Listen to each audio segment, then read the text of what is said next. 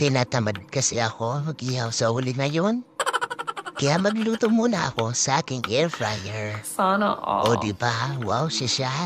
Saka para hindi hassle. At least, diba, mga kalutuan, ating mga mamis dyan. Agree pa kayo? Kasi dapat laging beauty tayong mga person. Sandali, magluluto na nga tayo. At ito na nga, nilagay ko na ang green and red pepper, white onion. Ang beauty queen naman siyempre, press part yung gagamitin natin. Yung kinakatakutan ng mga aswang, yung garlic. Siyempre, sinabay ko na din yung toyo, suka.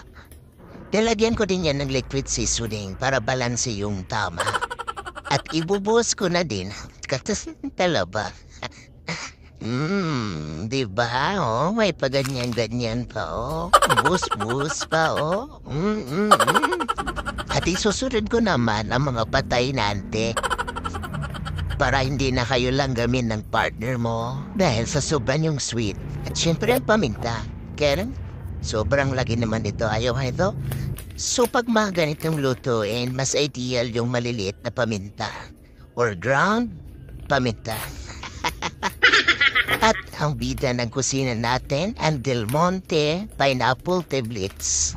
Dito siguradong maintenance palalo ang flavor ng karne sa balanse ng tamis at asim na galing sa pineapple. Sigurado yan. Sandali nga pala.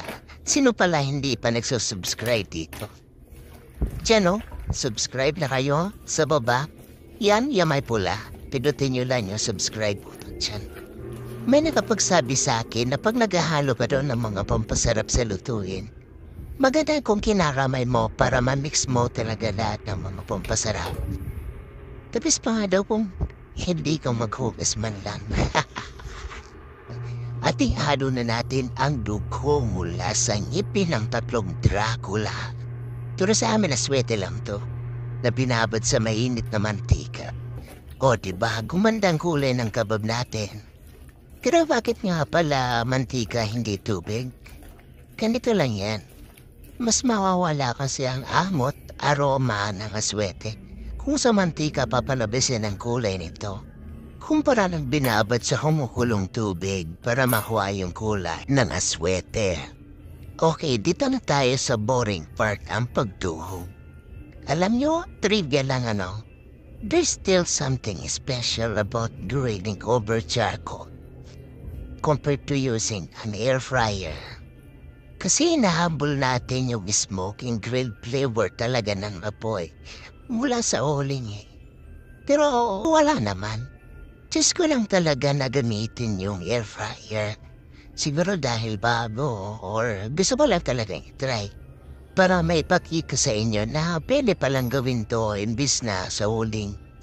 By the way, ganito pala yung tamang pagtuhog, yung pasunod-sunod. Una, yung onion. Sumunod yung karne ng manok. Sumunod spring onion, albeit bell pepper. What? And karne ulit ng manok. Bro, bell what are you pepper talking about, with pineapple. Yun lang. And so on and so on. Naglagay pala ako ng fuel dito para at least siguro madaling malinisan. Pero ideal yung hindi na paglagay ng foil para makuha pa rin ang ilalim na parte, yung mainit na hangin mula sa air fryer pag nag-circulate na ito. Para sigurado ka na lahat ng parte ay may luto. So maglalagay ka na lang ng sauce para sa additional flavor ng kebab natin.